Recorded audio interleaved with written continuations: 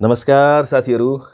आज म हजुरहरू समक्ष एउटा तत्काल उठिरहेको परिस्थितिको बारेमा र अहिले उठिरहेका विषयवस्तुको बारेमा मेरा आफ्नै विचारहरू व्यक्त गर्न गइरहेको छु र यसलाई कुनै राजनैतिक विचारका रूपमा नलिनका लागि र अहिलेको परिस्थितिको व्याख्याका रूपमा मात्रै हेरिदिनका निम्ति सर्वप्रथम म आग्रह गर्न चाहन्छु।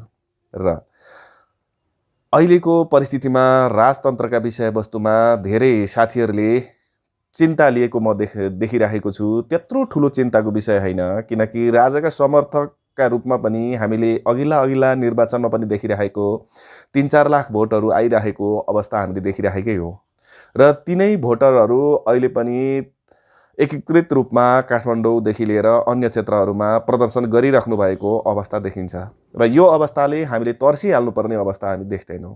किनकि प्रजातन्त्र एउटा त्यस्तो गणतन्त्र एउटा त्यस्तो प्रक्रिया हो जहाँ सबैले आफ्ना कुराहरू राख्न पाउँछन्। त्यही अनुरूप राजतन्त्रवादीहरूले पनि आफ्ना कुराहरू राखेका हुन् र त्यो राख्न पाउनुपर्छ र उहाँहरूले पाउनुभएको छ, त्यो स्वतन्त्रता छ।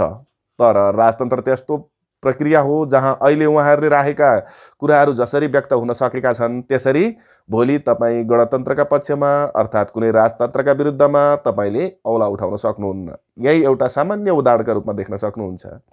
र त्यस्तै यसको स्थापनादेखि लिएर हेर्ने हो भने जुन 1825मा जब नेपालको राजधानी काठमाडौँलाई कायम गरियो र पृथ्वीनारायण शाहको जुन एउटा दूरदृष्टि थियो त्यस अनुरूप नेपाल एउटा विशाल नेपाल पूर्वमा टिस्टादेखि पश्चिममा काङ्गडासम्म पुग्न सफल भएको थियो।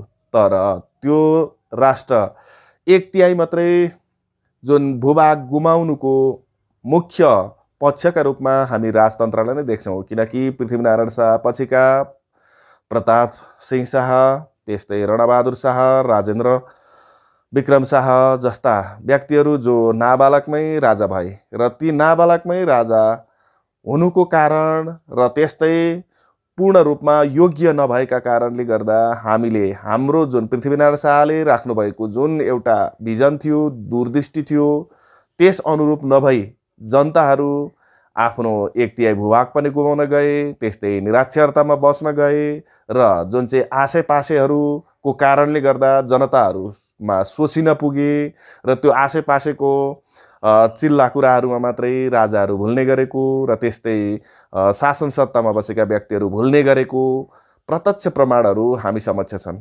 त्यसैले जुन चाहिँ विक्रम सम्वत 1903 आउनुको प्रमुख कारण पनि अर्थात् त्यसको प्रमुख हातका रूपमा पनि हामी राजतन्त्रलाई दिने गर्दछौँ। राणा शासन